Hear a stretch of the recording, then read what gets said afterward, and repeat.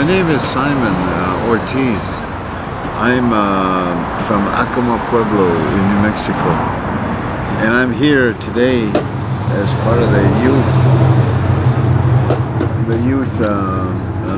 day at the Venezuela Center, which is sponsored or hosted by the Alianza Indígena Sin Fronteras.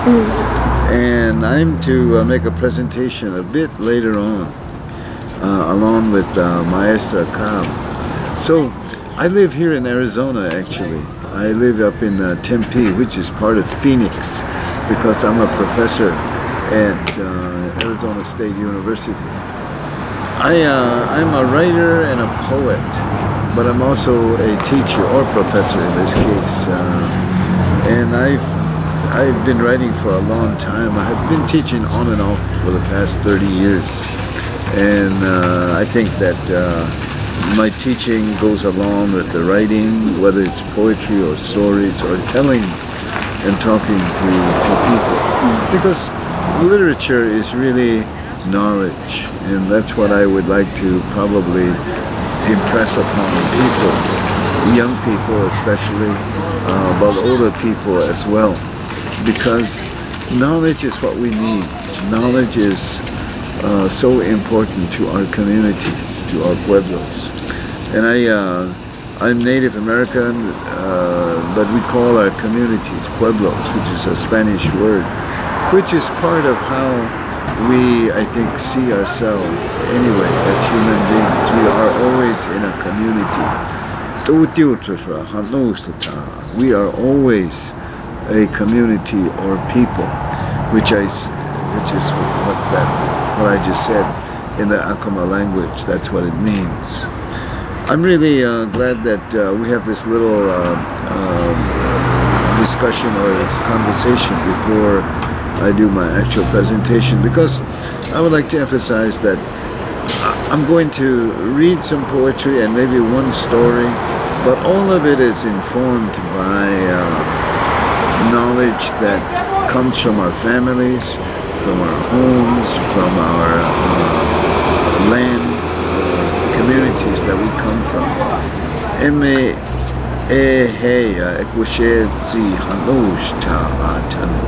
Because in that way we are a community of people, telling about who we are, using our language, using our stories, not only stories that you know from elders or people who have lived before us that are passed down in the oral tradition to younger people, such as myself when I was younger, of course, and of course I'm older now, and I do what I can to help to pass the knowledge on down to younger people.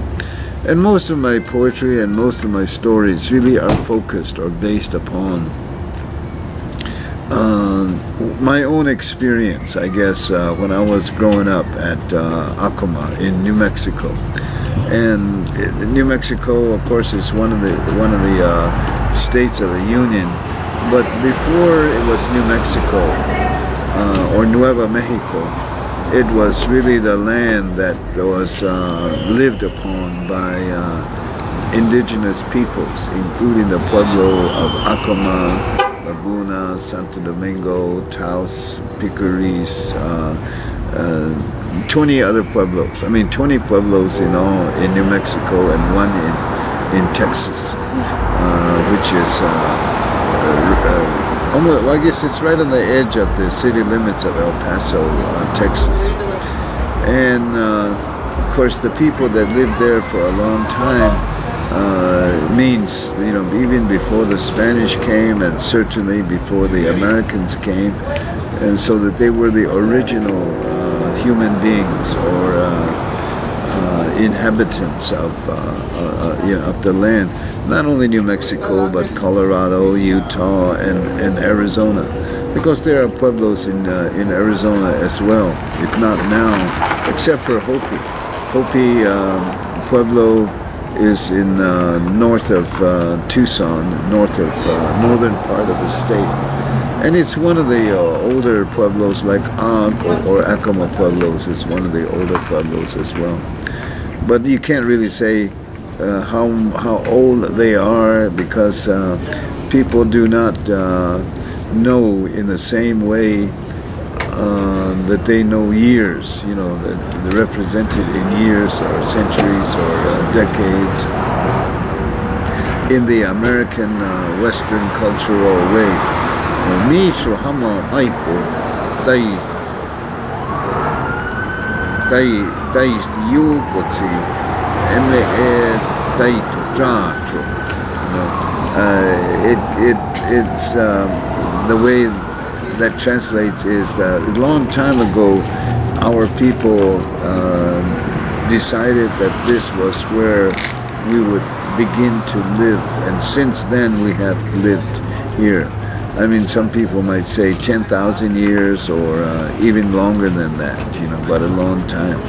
So knowledge is what I bring in my poetry and in my stories, and I will give some examples of it. As stories are part of everything, really, and that's the way that I feel, because stories are knowledge, you know, the way that people lived a long time ago.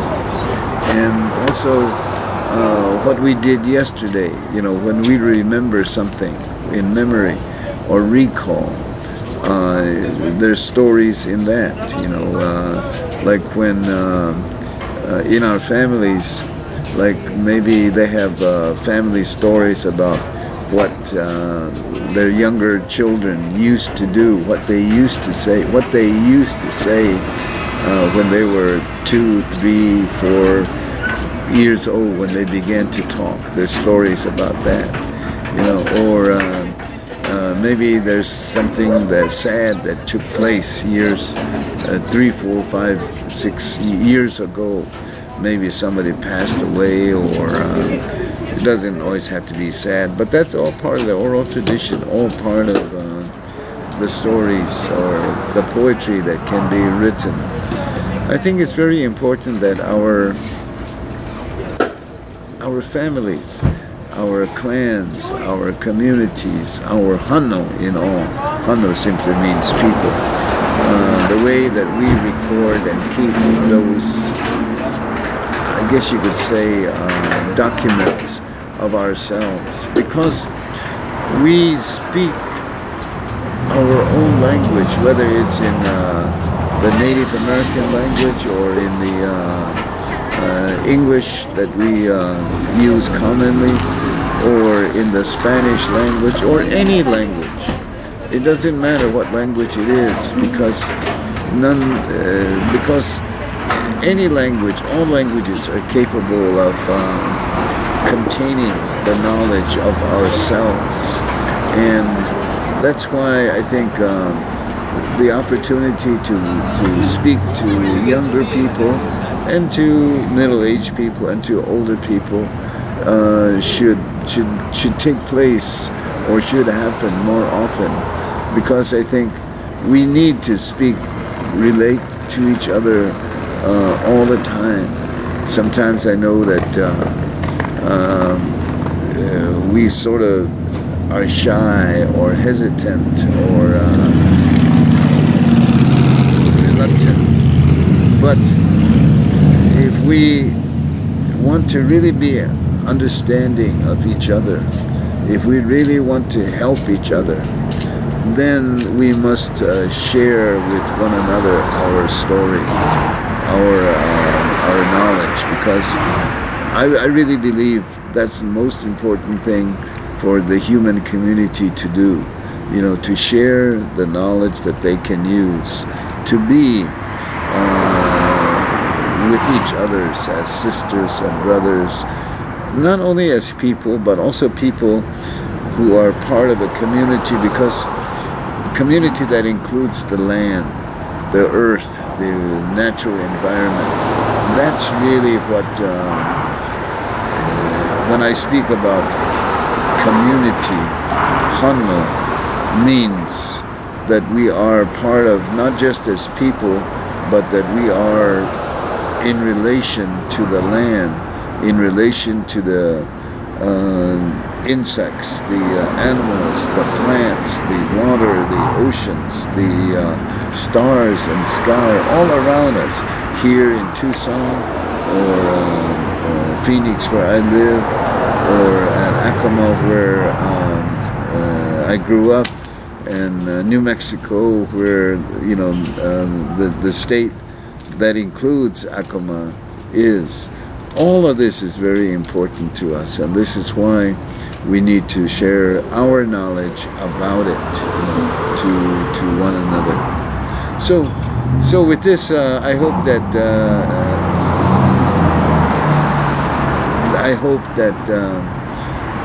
you enjoy and learn from what I have to say later on and in this interview. Okay.